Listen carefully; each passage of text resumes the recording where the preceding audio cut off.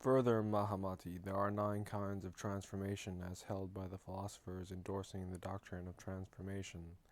They are 1. The transformation of form, 2. The transformation of characteristics, 3. The transformation of cause, 4. The transformation of concordance, 5. The transformation of view, 6. The transformation of origin, 7. The transformation of nature, 8. The transformation of manifest conditions, and 9. The transformation of manifest work. These Mahamati are the 9 views of transformation expounded by all the philosophers in accordance with their secret teaching, and they are all founded upon the dualism of being and non-being. Now, Mahamati, by the transformation of form is meant the alteration of form in appearance, as gold takes various shapes when made into all kinds of ornament. For example, gold is seen made into a bracelet, a necklace, a filfat, or whatnot. Though the gold itself remains the same, varieties of articles made of it are all different in form, that is, in their transformations. In the same way, Mahamati, there is a general transformation of things which is discriminated by other philosophers as coming from a causal agency. They are not right, nor are they otherwise. All differentiation and transformation is to be regarded as due to discriminations, such as the thickening of milk into curds and the ripening of fruit into a liquor. Mahamati, like this thickening and ripening, each transformation is a transformation rising from discrimination, which is discriminated by the philosophers. Really, there is nothing transformed, for the external objects of which being and non-being are discriminated are what is seen of mind itself and have no reality of their own. In the same way, Mahamati, what is regarded by the ignorant and simple-minded as the evolving of objects is no more than the discrimination of their own mind. And Mahamati, there is really nothing evolving, nothing disappearing, as it is like seeing things that evolve in a vision and a dream. Mahamati, it is like perceiving the rise and disappearance of things in a dream. It is like the birth and death of a barren woman's child. So it is said, the transformation of the form in time and the embracing of the soul in the elements and sense organs, which in its middle way existence, antara bhava, they who thus imagine the birth of a child are not wise men. The Buddhas do not discriminate the world as subject to the chain of origination, but they regard the causation which rules the world as something like the city of the Gandharvas. At that time, Mahamati, the Bodhisattva Mahasattva, asked the Bhagavan to explain concerning the deep-seated attachment to the existence of all things and the way of emancipation, saying, Pray tell me, Bhagavan, pray tell me, Tathagata, Arhat, fully enlightened one, concerning the characteristics of our deep attachment to existence and of our detachment from it.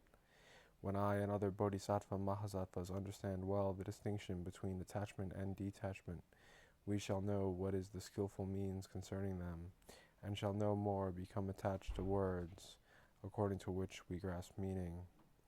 When we understand well what is meant by attachment to the existence of all things and the detachment from them, we shall destroy our discrimination of words and letters, and by means of our wisdom, buddhi, enter into all the Buddha lands and assemblies, be well stamped with the stamp of the powers, the self-control, the psychic faculties, and the dharanis, and well furnished with the wisdom, buddhi, in the 10 inexhaustible vows, and shining with varieties of rays pertaining to the transformation body, behave ourselves with effortlessness like the moon, the sun, the jewel, and the elements, and hold such views at every stage as are free from all the signs of self-discrimination, and seeing that all things are like a dream, like Maya, etc., shall be able to enter the stage and abode of Buddhahood, and deliver discourses on the Dharma in the world of all beings and ill accordance with their needs,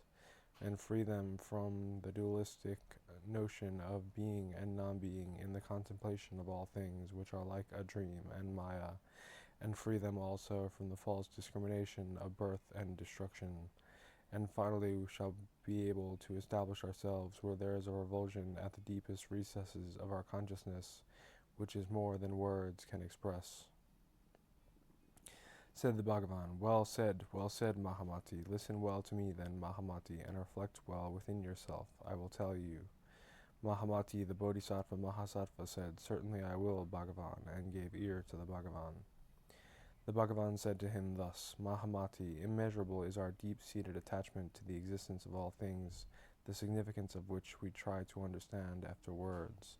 For instance, there are the deep-seated attachments to signs of individuality, to causation, to the notion of being and non-being, to the discrimination of birth and no birth, to the discrimination of cessation and no cessation, to the discrimination of vehicle and no vehicle, of samskrita and asamskrita, of the characteristics of the stages and no stages, and the attachment to discrimination itself, and to that arising from enlightenment, the attachment to the discrimination of being and non-being on which the philosophers are so dependent, and the attachment to the triple vehicle and the one vehicle which are discriminated. These and others, Mahamati, are the deep-seated attachments cherished by the ignorant and simple-minded to their discriminations. Tenaciously attaching themselves to these the ignorant and simple-minded go on ever discriminating like the silkworms who, with their own thread of discrimination and attachment, enwrap not only themselves but others and are charmed with the thread, and thus they are ever tenaciously attached to the notions of existence and non-existence. But really, Mahamati, there are no signs here of deep-seated attachment or detachment. All things are to be seen as abiding in solitude where there is no evolving of discrimination. Mahamati, the Bodhisattva Mahasattva, should have his abode where he can see all things from the viewpoint of solitude. Further, Mahamati, when the existence and non-existence of the external world are understood to be due to the seeing of the mind itself in these signs, the Bodhisattva can enter upon the state of imagelessness where mind only is, and there see into the solitude which characterizes the discrimination of all things as being and non-being, and the deep-seated attachments resulting therefrom. This being so, there are in all things no signs of a deep-rooted attachment or of detachment. Here, Mahamati, is nobody in bondage, nobody in emancipation, except those who by reason of their perverted wisdom recognize bondage and emancipation. Why? Because in all things neither being nor non-being is to be taken hold of. Further, Mahamati, there are three attachments deep-seated in the minds of the ignorant and simple-minded. They are greed, anger, and folly, and thus there is desire which is procreative, and is accompanied by joy and greed. Closely attached to this, there takes place a succession of births in the 5 paths. Thus there are the 5 paths of existence for all beings who are found closely attached to greed, anger, and folly. When one is cut off from this attachment, no signs will be seen indicative of attachment or of non-attachment. Further, Mahamati, depending upon and attaching to the triple combination which works in unison, there is the continuation of the vijnanas incessantly functioning, and because of the attachment there is a continued and deep-felt assertion of existence. When the triple combination which causes the functioning of the vijnanas no more takes place, there is the triple emancipation, and when this is kept in view, there is no rising of any combination.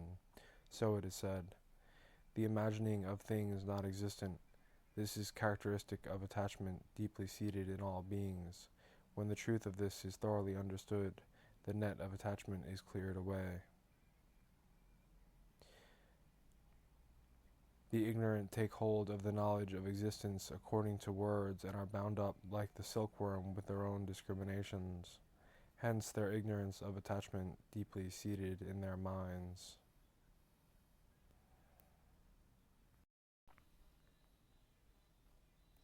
Further, Mahamati said, according to the Bhagavan, in all things that are variously discriminated by discrimination, there is no self-nature, as it is nothing but the creation of false imagination. Parikalpita. If, Bhagavan, it is but the creation of false imagination, and there is nothing in the world which is to be conceived as indicative of self-nature, does it not, Bhagavan, come to this, according to your statement, that there is neither defilement nor purification, because all things are of the nature of false imagination?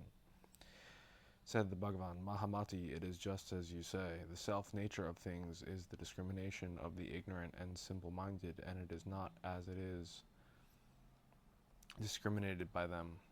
Mahamati, it is the creation of false imagination. Nothing indicative of self-nature is to be ascertained. But Mahamati, there is the self-nature of things, such as is ascertained by the wise, by their wise knowledge, by their wise insight, by their wise transcendental vision. Said Mahamati, Bhagavan, if there is the self-nature of things such as is ascertained by the wise, by their wise knowledge, by their wise insight, by their wise transcendental vision, which is neither human nor celestial vision, and if there is no such self-nature as is discriminated by the ignorant and simple-minded, how, Bhagavan, can the ignorant and the simple-minded abandon their discriminations, as they have no way to recognize the presence of an exalted reality, Arya Bhava Vastu? For they are neither perverted nor unperverted, Bhagavan.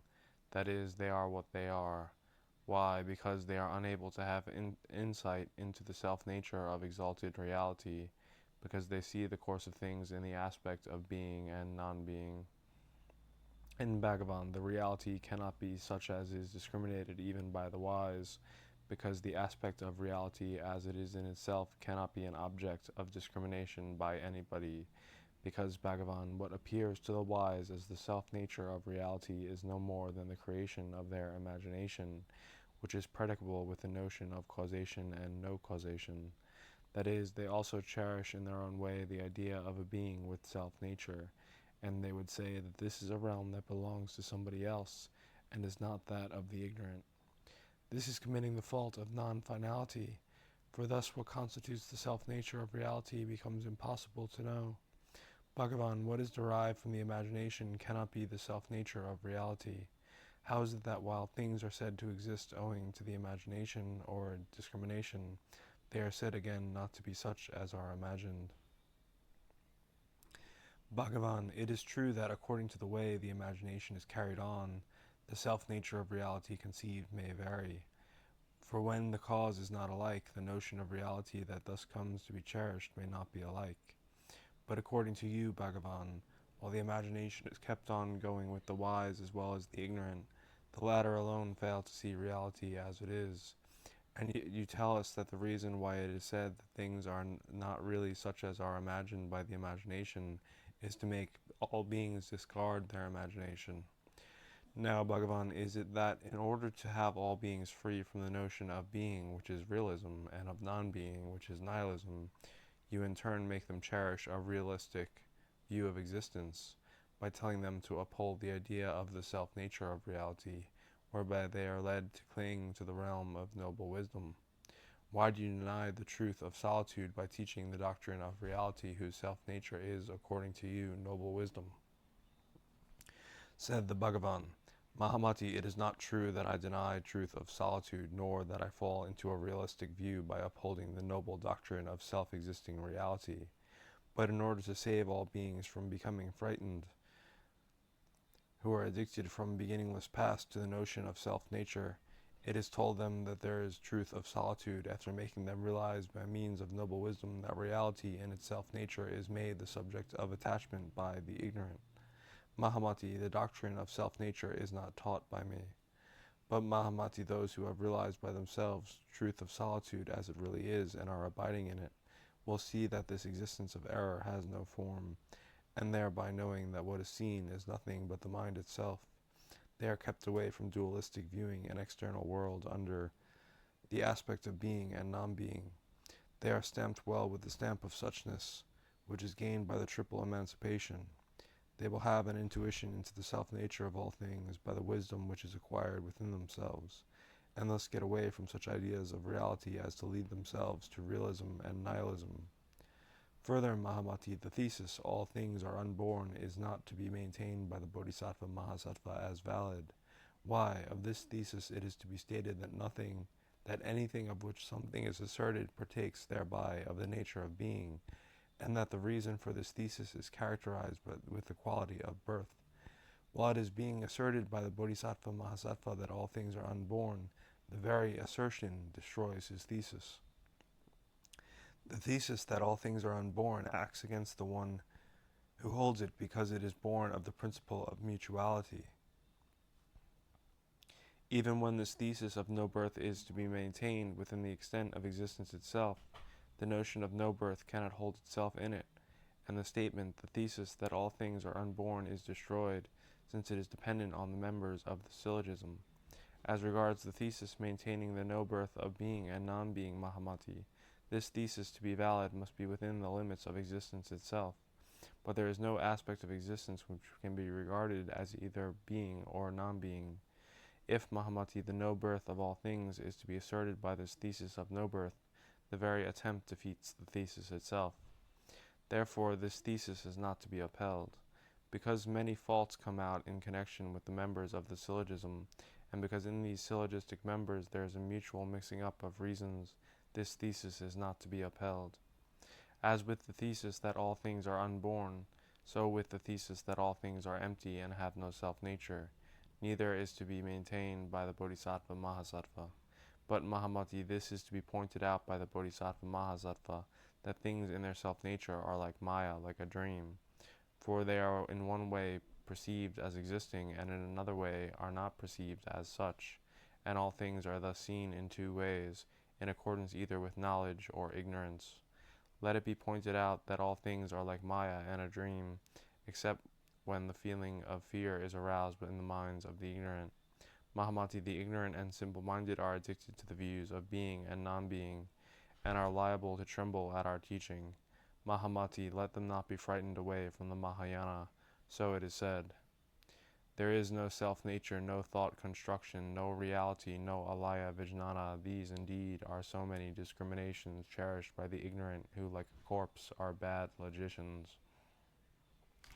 All things are unborn is established by all the philosophers. Nothing whatever is born. Things are all linked by causation. All things are unborn. No such discrimination is made by transcendental knowledge. When a certain conclusion is made depending on a cause, there is no sound judgment in it. As a hairnet is what is wrongly perceived by those who are dim-eyed, so existence discriminated is due to the wrong discrimination of the ignorant. The triple world is no more than thought construction, prajnapti. There is no reality in its self-nature. By means of this thought-constructed reality, logicians go on discriminating. Individual form, reality, thought construction, these are only a mental disturbance. Transcending all this, my sons will walk where there is no discrimination. As in a mirage in the air, the thought of water is cherished where there is no water, so things are seen by the ignorant otherwise than by the wise.